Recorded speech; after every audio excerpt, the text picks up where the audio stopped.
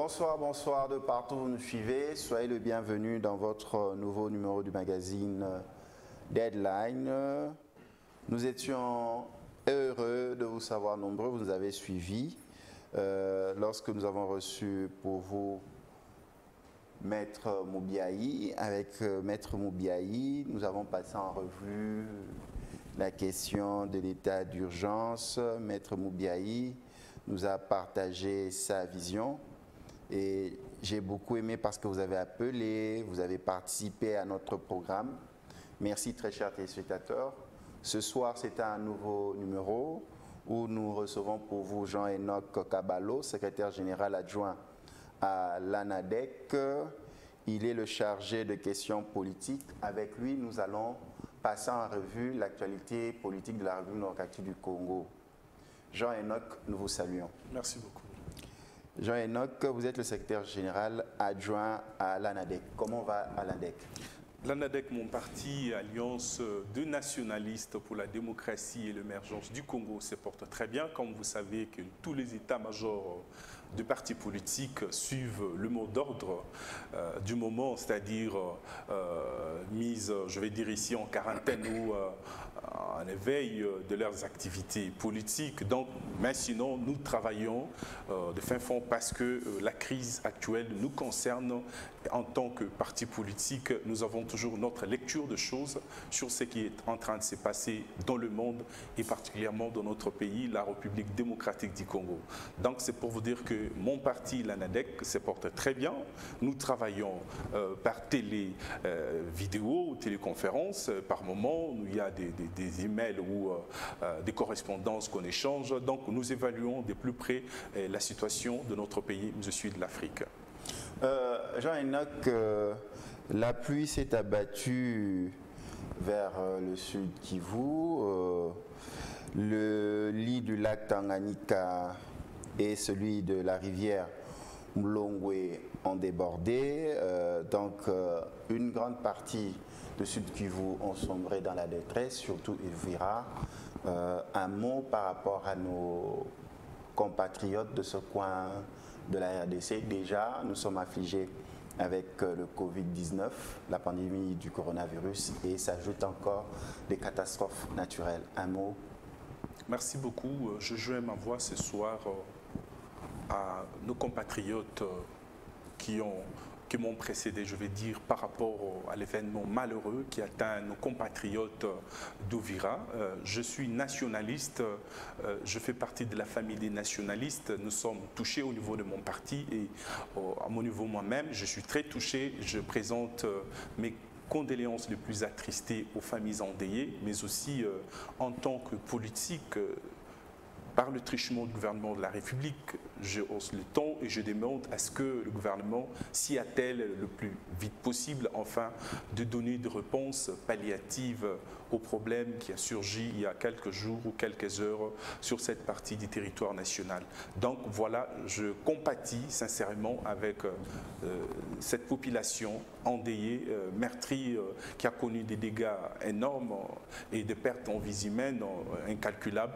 En tout cas, que les bons dieux le soient favorables, mais aussi que le gouvernement de mon pays, le gouvernement de la République démocratique du Congo, prenne des mesures d'adaptabilité afin de donner des réponses idoines aux pleurs et aux calamités qui atteignent cette partie de notre territoire national.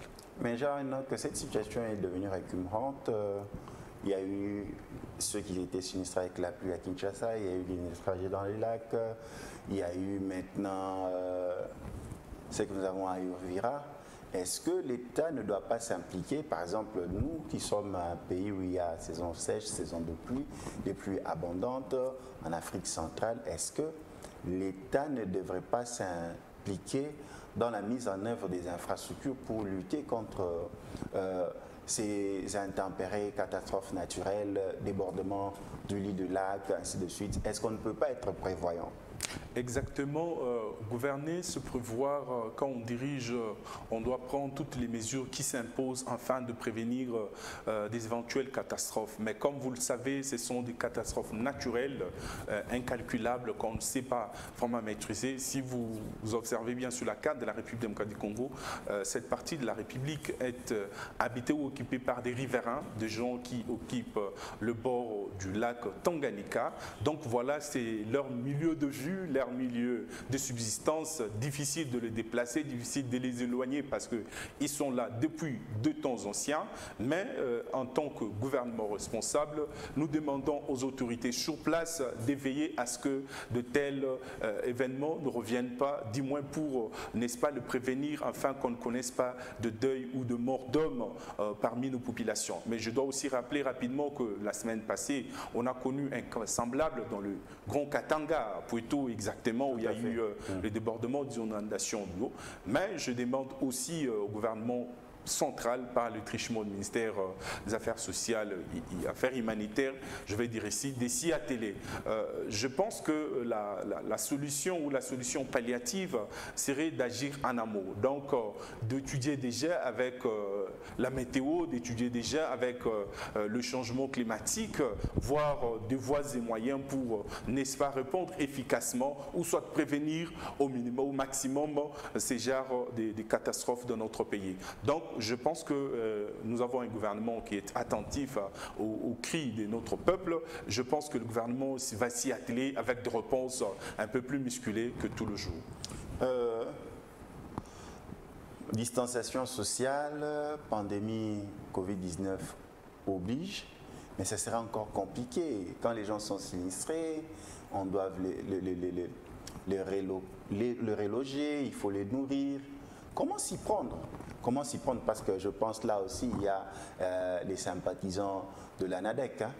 Exactement, l'ANADEC c'est un parti national et nous sommes deux nationalistes. Nous sommes implantés pratiquement sur l'ensemble du territoire national.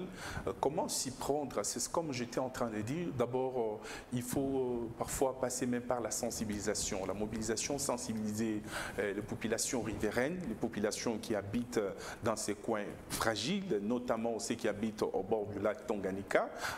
Les raisons restent connues, que c'est leur milieu de survie, leur milieu d'existence. Ils vivent grâce aux pêches, l'élevage et l'agriculture et le reste. Mais voilà qu'il faut sensibiliser cette population, il faut éduquer cette population, il faut apprendre, il faut former cette population. Il faut en tout cas, pour que prochainement, qu'on limite le dégât à ces niveaux. L'année passée, c'était dans le Grand Équateur, au nord de l'Équateur. Bon, cette fois-ci, c'est dans le sud, c'est à Ouvira, à l'est. C'est récurrent. C'est récurrent, ça revient même ici à Kinshasa. Nous avons des affluents, nous avons des rivières, nous avons un grand fleuve. Exactement, exactement. La nature, un moment, la nature s'efface et la nature veille. Par exemple, le chef de l'État, pour rendre vers le sud Ubangi, il a dû passer par la Centrafrique. Exactement, exactement. Donc, ce sont des cas que nous connaissons, mais nous demandons, nous lançons un appel aux responsables locaux d'éveiller sur la question et de prendre deux mesures qui s'imposent. Nous ne voudrons pas seulement attendre quand les catastrophes arrivent pour commencer à crier au niveau du gouvernement central. Mais déjà, à leur niveau, le gouverneur de province devrait normalement prendre des mesures qui s'imposent afin de limiter au maximum l'impact de la nature. Mais là, est-ce que, selon vous, vous êtes aussi un parti politique? Le but de chaque parti politique est d'accéder au pouvoir un jour. Selon vous, est-ce qu'on ne doit pas réorganiser les apports en termes de budget concernant des ministères qu'on considère minimalistes tels que l'éducation, tels que les affaires sociales, les doter des vrais moyens pour faire face à ces situations? Qu'est-ce que vous en pensez? Ben écoutez, vous savez qu'on est en Afrique. Les pays africains ont pratiquement le même problème. Le budget alloué par exemple à l'éducation, c'est pas ça ne fait pas grand-chose jusqu'au jour d'aujourd'hui. Quand vous voyez depuis les années 60, juste après nos indépendances, le budget de l'éducation était évalué à plus de 28%. Mais depuis lors, on a tablé en dessous des 4,5%, 5%. Et puis, et dans l'ensemble, mon GI a étudié sur le budget. J'ai fait une étude évaluative sur le budget successif depuis les années 2006 jusqu'à 2015. Vous allez voir que le budget de l'État, notamment le budget sur l'éducation, était pris en charge pratiquement par les aides extérieures. Donc par des appuis budgétaires qui nous viennent de l'extérieur. Donc vous voyez un peu quand le bailleur de fonds ou les donateurs n'arrivaient pas à mettre la main pour donner, ça devenait de plus en plus difficile. C'est comme ça qu'on était vraiment très limité par rapport à cela. Mais je pense qu'avec le budget actuel, on a quand même alloué un montant important à l'éducation et à autre chose. Donc c'est ce que je voulais rappeler ici. Mais à côté de cela, je pense que nous sommes de plus en plus en prendre conscience de l'importance de l'éducation dans notre pays. Aujourd'hui, nous avons conformé même l'éducation selon l'article 43 de la Constitution qui impose que l'éducation soit gratuite et obligatoire au niveau des premières classes, bien entendu. Mais pour les affaires sociales ou les affaires humanitaires, c'est aussi la même chose parce que là encore, c'est plus les aides extérieures, les appuis budgétaires ou la présence de quelques ONG, notamment les ONG du système des Nations Unies qui interviennent de temps à autre quand il y a des catastrophes dans ces genres. Je pense qu'il est temps que nos députés nationaux, il est temps que le gouvernement central s'y penche afin d'allouer des budgets conséquents. C'est vrai que ce sont des événements qu'on ne sait pas prévoir combien il faudra mettre pour ceci, pour cela, mais ça arrive, mais il faut déjà réserver un budget conséquent afin de répondre efficacement à ces catastrophes qui nous arrivent de temps à autre. À tous nos compatriotes au sud Kivu qui ont été touchés par le débordement du lit du lac Tanganyika, nous présentons nos sincères condoléances de la part du magazine Deadline et de la chaîne de télévision King 24. Nous vous portons dans notre cœur et que Dieu vous assiste et que l'État congolais puisse s'impliquer pour prendre en charge tous ceux qui sont victimes et essayer de les reloger dans ces temps un peu compliqués où sévit la pandémie de Covid-19 dans le monde ainsi qu'en République démocratique du Congo. Des affaires sociales à l'éducation, il n'y a qu'un pas parce que c'est le social qui est élevé. L'éducation fait partie intégrante du social. Est-ce que, Jean-Enoch Kabalo, allons-nous vers un mur qu'on appelle année blanche? Est-ce que cette année, pour tout ce qui est scolarité primaire, secondaire, universitaire et professionnelle, supérieure, est-ce que cette année 2020, il y aura un aboutissement heureux en termes d'éducation des enfants? Ben voilà que nous vivons aujourd'hui une situation inédite. Depuis que le Congo est indépendant, nous n'avons jamais connu de telles situations ou de tels moments. Depuis les années 60 jusqu'à aujourd'hui, en tout cas, c'est une première dans l'histoire de notre pays. Qu'on connaisse un temps où tout s'arrête, pas seulement ici en République démocratique du Congo, mais partout en Afrique, mais aussi dans le reste du monde. Mais voilà, aujourd'hui, parler d'une année blanche, et ça sera aller très vite en besogne parce qu'il y a encore plus de possibilités. Je pense que cette situation est liée à la crise du Covid-19, inédite, que nous sommes en train de traverser. Mais voilà qu'avec tout ce que le gouvernement est en train de faire pour maîtriser tant soit peu l'évolution ou, je vais dire ici, la propagation de cette pandémie, afin de remettre les choses sur le rail. À mon humble avis, je ne souhaiterais pas ça, mais aussi c'est le point de vue du gouvernement. Je venais de suivre le ministre ayant en charge l'enseignement supérieur universitaire qui a encore martelé que encore on doit donner le temps au temps. On ne peut pas déjà déjà directement se prononcer sur une année blanche, mais aussi pour nos jeunes apprenants ou les élèves qui sont de l'école primaire ou maternelle, je ne pense pas. Donc nous sommes encore dans le bon par rapport à la situation dans le monde. Nous pouvons encore nous rattraper et ramener les choses sur le rail, c'est-à-dire que d'ici peut-être le 24 avril, la date butoir pour la fin de l'état d'urgence, on peut voir dans quelle mesure, ou on peut voir comment est-ce qu'on peut nous donner une date où nos enfants peuvent rentrer sur le chemin de l'école, où nos étudiants peuvent encore gagner leur auditoire, parce qu'il y a encore beaucoup de choses à faire qui nous attendent devant nous. Donc directement, c'est décider sur une année blanche, c'est trop vite en besoin. Qu'est-ce qu'il faudrait faire de manière pratique pour relever les défis? Recourir à la formation via Internet. Est-ce qu'à Bukungu, là, il y a Internet? Recourir, comme on le voit dans certains médias, des formations à la télévision. Est-ce que dans les coins reculés, il y en a? Qu'est-ce qu'il faut faire? Est-ce que ça sera une formation où tous les élèves, que ce soit les étudiants, doivent avoir les gants et les masques, distanciation sociale dans les salles de cours? Les salles de cours, il y a plusieurs personnes où le nombre est tellement exagéré et élevé, comment ils vont faire? Est-ce que tout cela, ces questions, est-ce qu'on peut les répondre? Je suis en train de dire que nous vivons une situation inédite. Cette fois-ci, le gouvernement doit y aller avec deux mesures d'adaptabilité, des mesures d'accompagnement, des mesures fortes, jamais appliquées pour répondre tant soit peu à cette crise. En ce qui concerne l'éducation ou ceux qui fréquentent l'école ou les universités, je pense, à mon humble avis, qu'on doit voir quels sont les moyens ou le mécanisme approprié pour limiter limiter la propagation, mais aussi maintenir l'éducation, parce que c'est important. Nous devons maintenant étudier des mesures, de voir comment faire avec. Aujourd'hui, la pandémie est déjà chez nous, dans nos murs. Donc, on ne doit pas maintenant rester cloué ou cloîtré chez soi. Maintenant, on doit voir quelles sont les mesures appropriées afin de faire avec. Par exemple, la RDC, on ne doit pas s'y voiler le visage.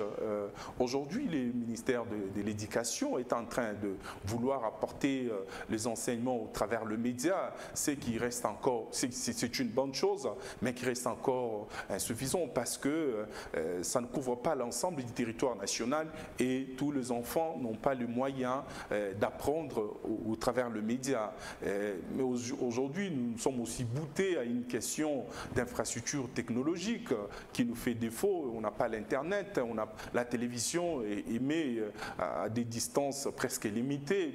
Il y a des coins où on ne reçoit pas les signaux. Mais voilà qu'aujourd'hui, on a un besoin d'apprendre ou de continuer à apprendre. Mais ce que moi, je proposerais au gouvernement de la République et à tous ceux qui vont nous suivre dans ce magazine, c'est qu'on voie les endroits où on peut déconfiner, c'est-à-dire remettre la liberté des mouvements.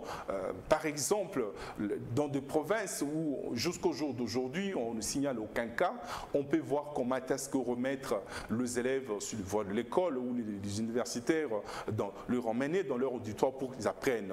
Et voir, par exemple, ici à Kinshasa, quels sont les coins où on peut confiner, quels sont les coins où on peut déconfiner. C'est-à-dire étudier une possibilité de confinement progressif, je peux l'appeler comme ça. Mais aussi, on ne doit pas prendre la situation en général sur l'ensemble du territoire national. Voir est-ce que dans le Grand Équateur, ils ont le problème comme nous le vivons ici à Kinshasa. Je ne pense pas. Donc, pour que les choses aillent mieux, on doit voir comment est-ce que scinder les choses de part et d'autre. Si au Grand Katanga, ils n'ont pas le même problème que nous, s'il faudra doter tout élève ou tout étudiant de masques ou de cache-nez ou de quoi que ce soit, tant mieux, ou des gants, protéger les enseignants, protéger les apprenants, ça va permettre à ce que le cours redevienne et qu'on étudie dans de bonnes conditions. Du reste, parce que des grandes mesures ont été déjà prises, par exemple la fermeture des frontières, ce qui a aujourd'hui interrompu l'entrée des cas nouveaux ou des cas qui nous viennent de l'étranger.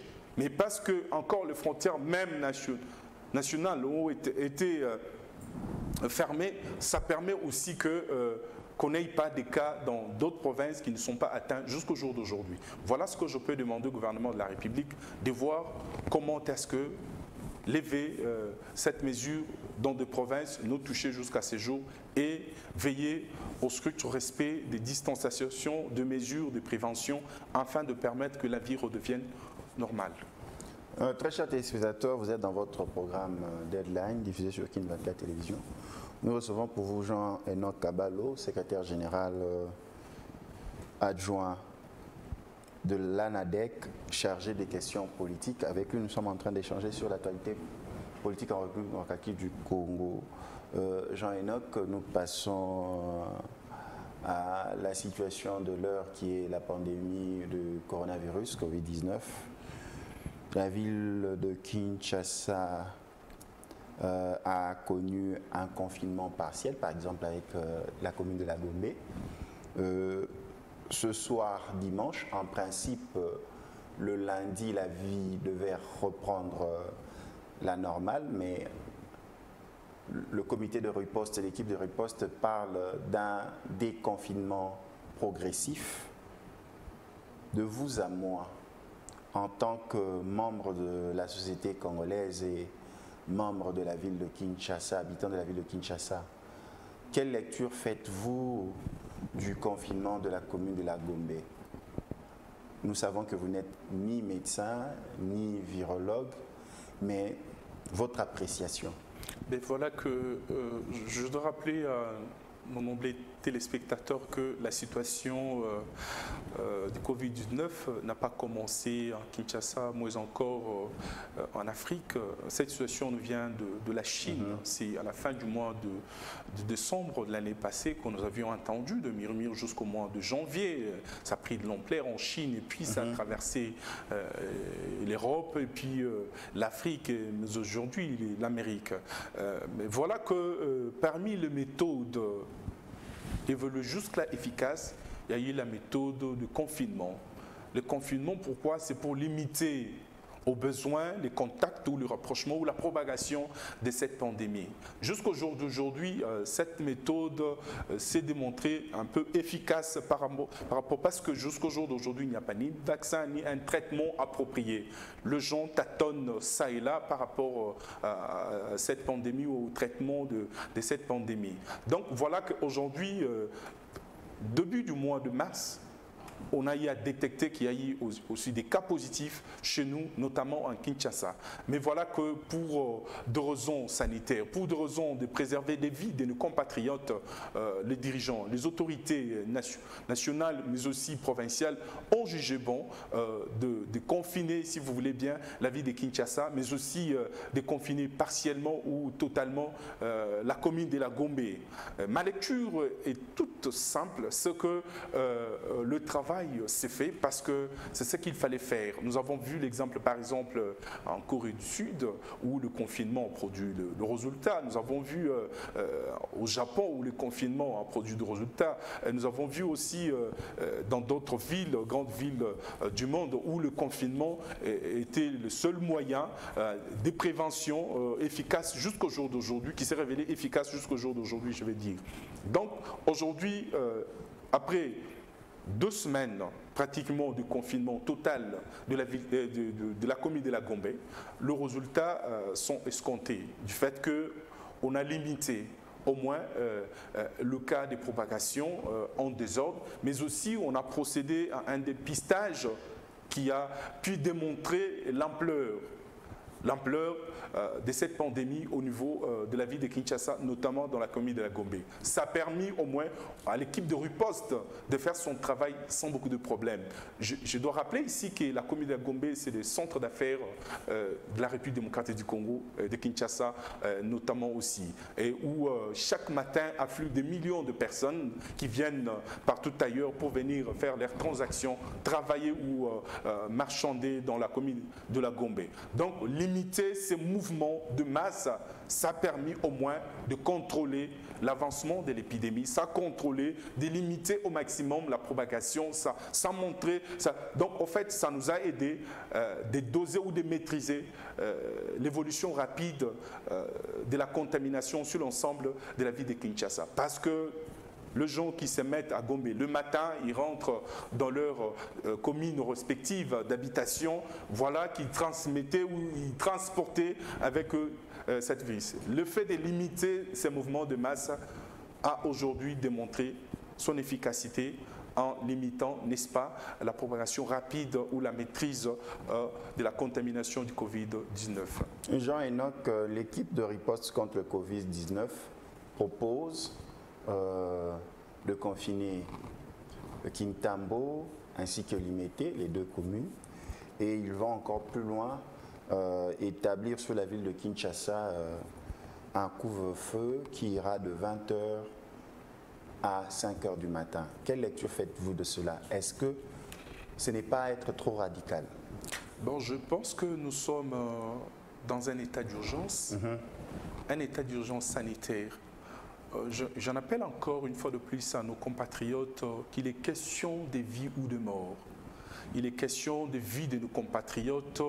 Un gouvernement responsable doit prendre des mesures qui s'imposent.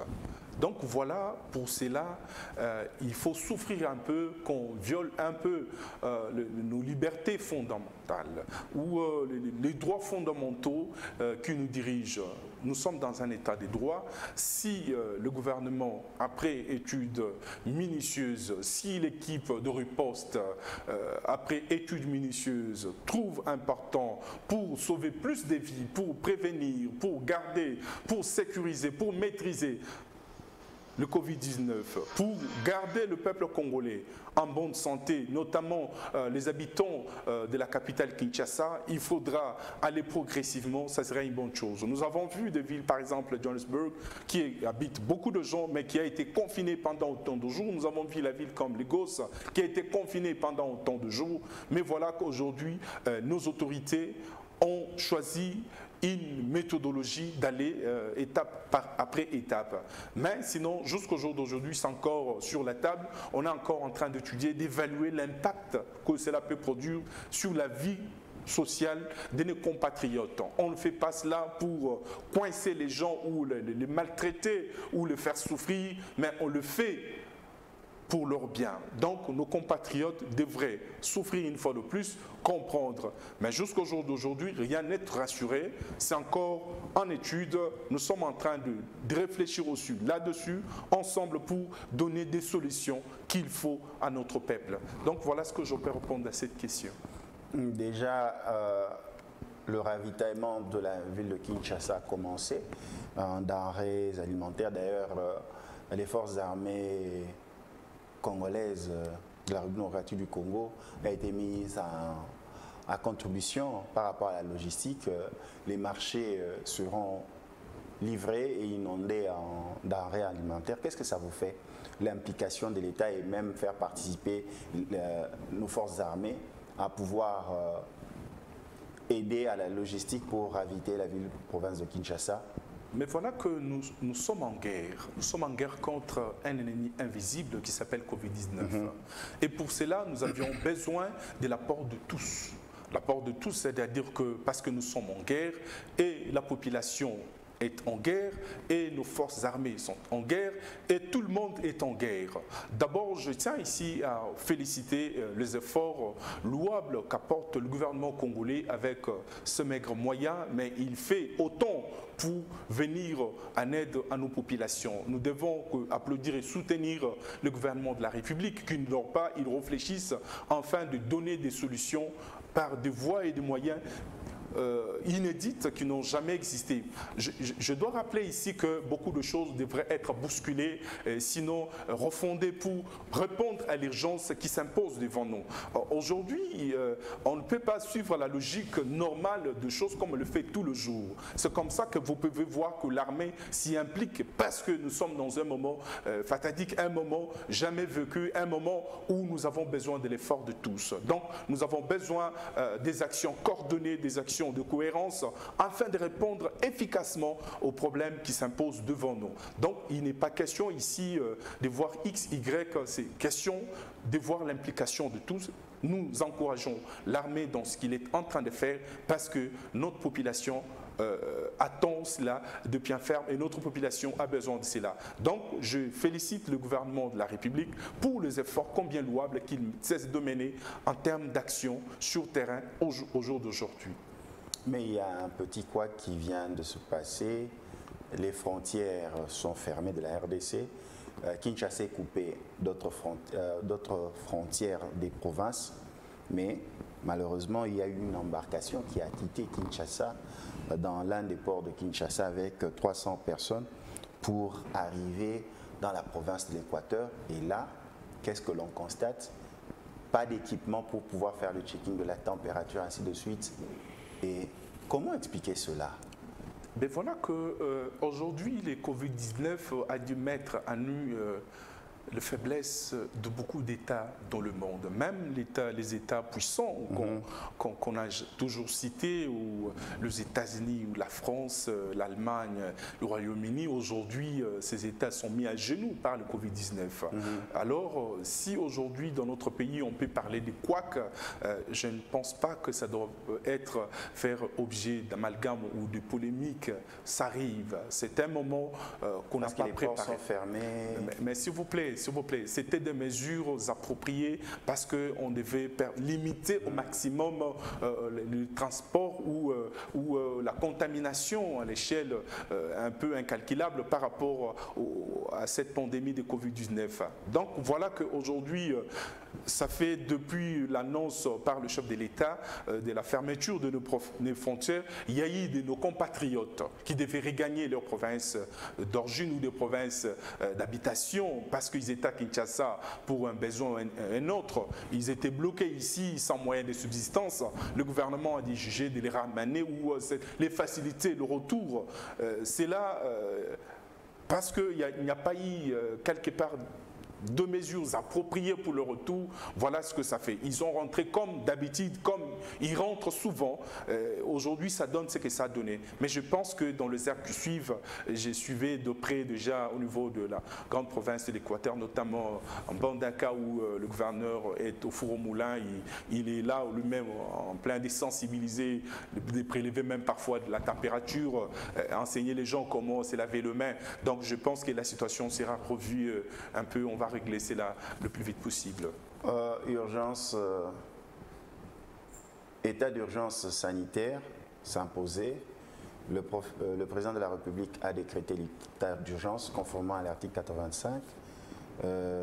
Mais coïncidence aussi, le président du Sénat avait suspendu avec la présidente du Parlement, Janine Mabunda, tous deux avaient suspendu les plénières à cause du Covid-19. Il n'y avait que 5 cas. Le président proclame l'état d'urgence sanitaire.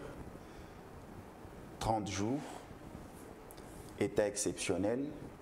Mais les mesures prises, les grandes directives devaient avoir une loi qui pouvait s'appliquer à tous en termes de mandat. Si tu ne respectes pas, là on vote pour savoir qu'est-ce qu'il faut faire en ces temps, quelles sont les lois, parce que ce sont les lois qui gèrent un pays. Et il y a une petite guerre, une petite politique, une petite polémique qui s'est installée, mais les relations sont revenues à bout fixe. Le président de la République a reçu les présidents des deux chambres ensemble, ils ont échangé. Il y avait la présence du directeur des cabinets adjoints du chef de l'État, accompagné de son conseiller, M. François Béat. Exactement. Quelle lecture faites-vous? Parce que, à très bientôt, l'état d'urgence a un délai de 30 jours. Le chef de l'État va encore revenir vers les présidents de deux chambres pour pouvoir proroger encore cet état d'urgence parce que le Covid-19 n'a pas été maîtrisé. Exactement. Je voudrais un peu revenir sur cette question qui a fait polémique sur les médias, sur la toile, parce qu'on a constaté des sorties médiatiques du président du Sénat, mais aussi du vice-président de l'Assemblée nationale. Monsieur Kabound. Exactement. C'est vrai que je ne voudrais pas me ramener encore dans ces débats, pour certains qui parlaient du juridisme, pour d'autres de la juridicité. Mais écoutez, chers compatriotes, les temps sont graves. Il n'était pas question de bercer, je vais dire ici, dans cette polémique, parce que tout doit être fait dans l'intérêt de notre peuple, de l'intérêt de notre population qui attend de nous, politiques, beaucoup des solutions ou beaucoup en termes d'apport sur comment est-ce qu'on apporte ou on gère ces moments de crise ou de catastrophes sanitaires.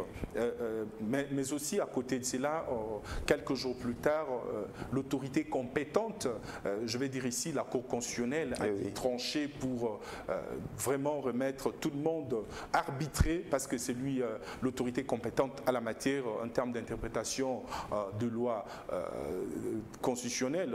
Donc voilà qu'aujourd'hui les choses ont été remises dans le bon sens. Le président de la République, nous avons tout suivi, il a reçu le président des chambres.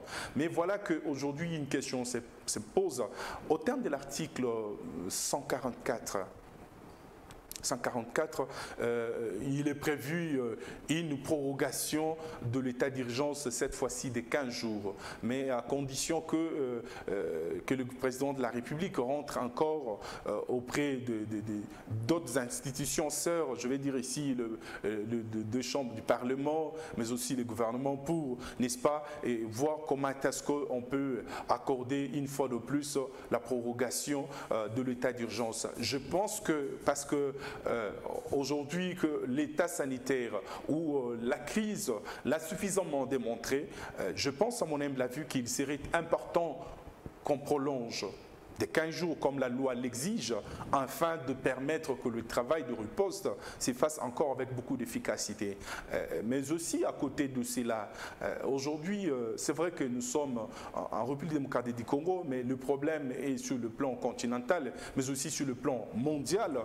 Aujourd'hui, sous d'autres cieux, notamment chez les Européens, ils sont en train de réfléchir à comment est-ce qu'ils peuvent, n'est-ce pas, nous venir en aide pour, n'est-ce pas, nous soulager tant soit peu à ces moments difficiles que nous sommes en train de traverser. Notamment, j'ai suivi dernièrement avec des propositions de moratoire par rapport à la dette extérieure de pays africains. L'annulation des dettes. Exactement, certains parleraient de l'annulation, d'autres de la suspension, mais certains de moratoire.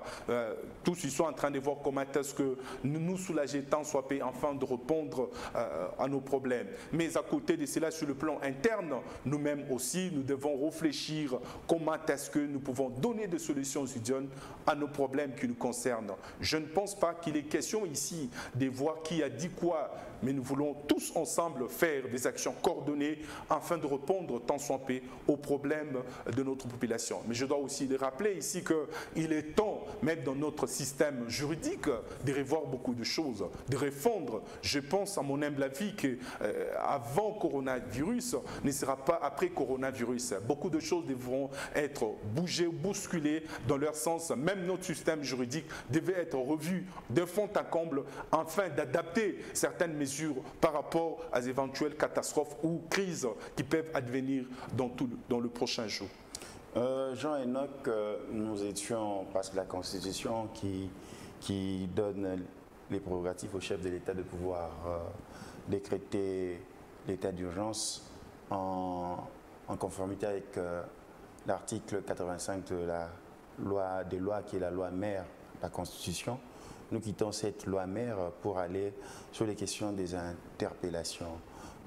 Il est constaté ces derniers temps une série d'interpellations qui a même touché dans cette série le directeur du cabinet du chef de l'État. Et aujourd'hui, il y a plusieurs personnalités de la République, notamment des mandataires, même des étrangers qui sont appelés. Quelle lecture? Est-ce que nous sommes en plein pied? Est-ce que nous sommes à plein pied dans ce qu'on appelle l'état de droit que tout le peuple congolais appelle de ses voeux? vision chère au chef de l'État, son Excellence Félix Antoine Tshisekedi Tshilombo. Mais voilà que nous sommes tous en train d'observer cette série d'interpellations. Mais cette série d'interpellations est due à des faits visibles et palpables dont tout le peuple congolais est conscient, est témoin. Tout revient sur le programme, le fameux programme de 100 jours, décrété au lendemain de son accession à la magistrature suprême. Le chef de l'État, Antoine Félix Tshisekedi, a dit mettre sur pied rapidement un programme qu'on appelait un programme d'urgence de 100 jours pour répondre à tant soit peu aux cris, aux demandes, aux besoins de notre population. Voilà qu'après quelques mois du lancement de ce programme, on a dû constater les couacs et la population a commencé à murmurer. Les décideurs ont commencé à murmurer, à parler, jusqu'au point où on a vu quelques députés faire des descentes sur terrain. Mais aussi, la question a pris de l'ampleur, même sur le plan national, jusqu'au point où la question s'est invitée même au Conseil des ministres. C'est au Conseil des ministres où on a décidé de réallouer ou soit de récapitaliser ou soit d'un appui budgétaire afin de continuer les travaux dits 200 jours, mais aussi le Conseil des ministres a décidé de poursuites judiciaires par rapport à ce programme de 100 jours. C'est comme ça que le procureur général de la République a déclenché des actions judiciaires à l'encontre, n'est-ce pas, des responsables de ce programme, ceux qui devaient piloter ce programme. C'est ainsi qu'on a vu aujourd'hui des interpellations en cascade.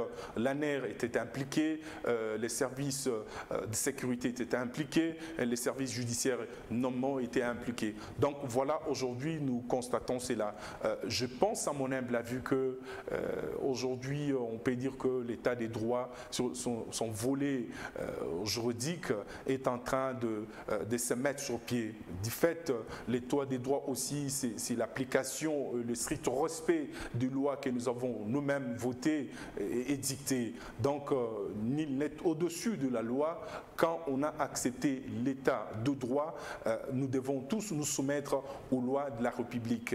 Mais parlant aussi de cela, ces interpellations sont venues parce que on a constaté qu'il y a eu une certaine opacité dans la gestion de ce programme de 100 jours. Voilà qu'aujourd'hui, la justice est en train de faire son travail. D'abord, ils sont encore en phase d'instruction. On n'a pas assez de commentaires là-dessus. Nous laissons la justice faire son travail sans interférence parce que la justice est totalement indépendante. Elle agit dans toute indépendance. Nous laissons la justice faire son travail jusqu'au bout. Est-ce que la justice congolaise sera utilisée comme cet appareil de dissuasion auprès des décideurs qui ont la capacité de gérer les données publiques pour que dorénavant que l'on ne puisse plus détourner? Est-ce qu'aujourd'hui il y aura cette mesure qui contraint à bien travailler pour l'intérêt du Congo au risque de faire face à la loi congolaise? Mais écoutez que les lois existaient toujours dans notre pays. D'abord, je dois le rappeler ici qu'on a un arsenal juridique très important dans notre pays, mais le problème s'est posé sur l'applicabilité de ces lois, où l'impunité était érigé en mode de gestion parce qu'on ne savait pas punir X, Y qui pouvait violer du jour au lendemain la loi intentionnellement. Donc aujourd'hui, c'est un moyen de dissuasion. Comme vous venez de le dire, la loi aujourd'hui sera appliquée dans toute sa rigueur afin de mettre hors état de nuire quiconque voudra mettre l'État à genoux, la République à genoux par le moyen de corruption ou des moyens illicites des deniers publics. Donc aujourd'hui, nous soutenons l'action de la justice de notre pays car la justice élève une nation, dit la Bible. Aujourd'hui, nous sommes fiers de voir la justice s'impliquer de fond en comble afin d'appliquer la loi de la République, afin que le tout soit mis à la normale. Jean-Enoch, nous prenons la dernière ligne droite de nos échanges. Nous atterrissons déjà. Nous allons à l'international. Donald Trump, le président américain, lève le ton en accusant l'OMS d'avoir présenté un faux rapport concernant les cas de contamination au Covid-19 en Chine. Et c'est la raison pour laquelle il pourrait suspendre la contribution des États-Unis au sein de l'OMS. Est-ce que c'est un cri de désaveu d'une grande puissance qui se voit enlisée dans cette lutte?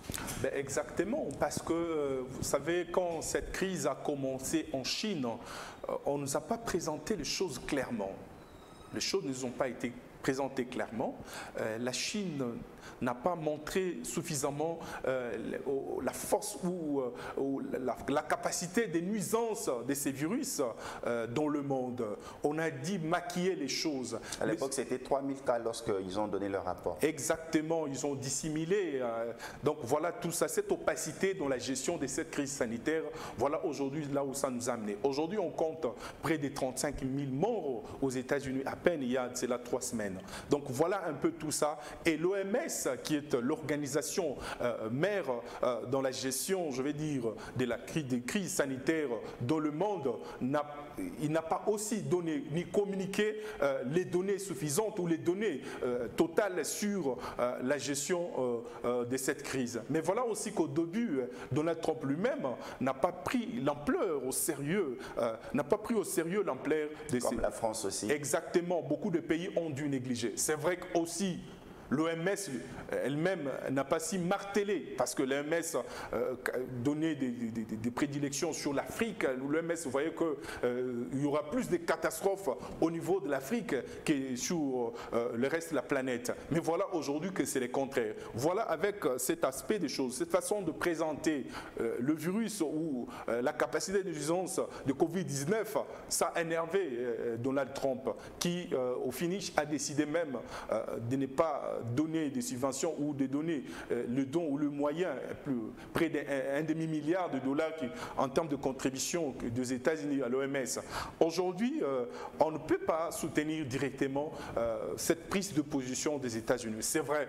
Il y a d'autres moyens, d'autres manières de revendiquer ou soit de cochonner l'OMS. Mais quand on coupe ces subventions, c'est un coup dur parce que les États-Unis sont le premier donateur ou le premier contributeur de l'OMS. Donc voilà, aujourd'hui, suspendre la contribution des États-Unis, c'est un coup dur pour la marche ou la matérialisation, où aujourd'hui nous verrons que les actions de l'OMS sont vraiment handicapées dans le monde parce que il y aura même d'autres États qui voudront emboîter le pas des États-Unis. Voilà ce que ça va donner demain pour la gestion des catastrophes sanitaires au niveau de l'OMS. Un petit mot concernant ce qui se passe en Chine, concernant nos frères et sœurs africains.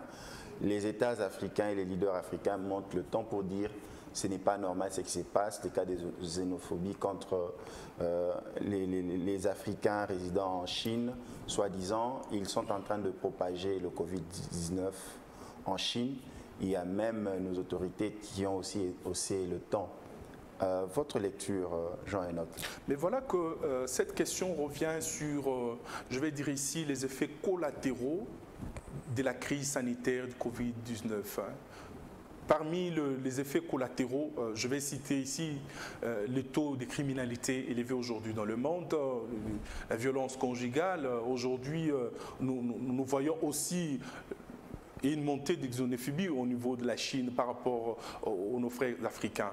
Donc voilà, ce sont des effets collatéraux. Aujourd'hui, au-delà des efforts qu'on conjugue pour apporter des soins appropriés aux malades de Covid-19, on devrait aussi s'y pencher parce qu'aujourd'hui, nous sommes en face d'autres effets collatéraux, des effets qui surviennent à cause de la crise du Covid-19. Donc, je pense que le gouvernement chinois devait s'y atteler afin de donner des solutions, de répondre, d'intervenir directement. Je vis moi-même les images, elles sont très déplorables sur les chaînes internationales qui ont découvert ces événements malheureux. Nous appelons les États africains d'hausser le ton. Nous appelons le gouvernement africain d'hausser le ton et avec la dernière énergie afin de mettre fin à ces exactions que subissent nos compatriotes africains. Donc j'en appelle aussi aux dirigeants du monde, notamment au président chinois, d'y s'y pencher sur la question, afin de limiter. Nous ne voulons pas attendre que les Africains sont malmenés, sont maltraités au niveau de la Chine. Du reste, il faut savoir qu'en Afrique, il y a plus d'1 million de Chinois qui vivent chez nous. Donc ils sont en sécurité, ils se sentent très bien. Aujourd'hui, ils pouvaient être le premier à être marginalisés, mais on le laisse aujourd'hui chez nous à Kinshasa. On a des Chinois partout. Alors que nous savons tous que le Covid-19 vient de chez eux. Mais pourquoi on ne le menace pas? Donc voilà, c'est une très mauvaise approche. Nous demandons aux dirigeants d'hausser les tons sur la question afin de mettre fin à cela. Très chers téléspectateurs, ce soir, à environ 50 minutes, nous avons échangé avec Jean-Enoch. Jean-Enoch a fait la lecture, il a brossé les différentes questions liées à l'actualité politique de la RDC, ainsi que 2 questions liées à l'actualité internationale. Il nous a donné son point de vue, nous avons été très heureux de le recevoir sur ce plateau. Si vous nous avez raté ce dimanche à 22h30 sur Kin 24 Télévision, rattrapez-vous le jeudi à 14h juste et suivez-nous à gogo sur les différentes plateformes internet liées à ce programme. Jean-Enoch, un dernier mot pour mettre fin. Merci beaucoup. Un dernier mot, j'appelle les uns et les autres à plus de vigilance, notamment à nos compatriotes africains, mais aussi congolais. Au niveau de mon parti, nous avons une autre lecture de cette crise. Nous l'appelons une 3e guerre mondiale qui s'annonce et qui ne dit pas son nom parce que nous savons comment est-ce que les impérialistes opèrent. Ils sont dans leur mode opératoire. J'en appelle à l'unité de l'Afrique, j'en appelle à l'unité du Congo, que tu sois de la majorité ou de l'opposition, de la société civile. Le temps est venu de mener des actions coordonnées pour l'intérêt de tous. Donc, à bas les divisions, à bas les bruits des bottes, les bruits des insécurités à gauche, à droite, le poche des résistances, à bas tout cela. J'en appelle à nos compatriotes à l'unité et à regarder dans la même direction parce que nous avons devant nous un ennemi commun que nous devons tous vaincre. Très chers téléspectateurs, c'est avec cette note de dignité pour regarder dans la même direction, vaincre le Covid-19, nous vous disons merci de nous avoir suivis. Respectez les gestes barrières, que Dieu vous bénisse. À la prochaine. Merci.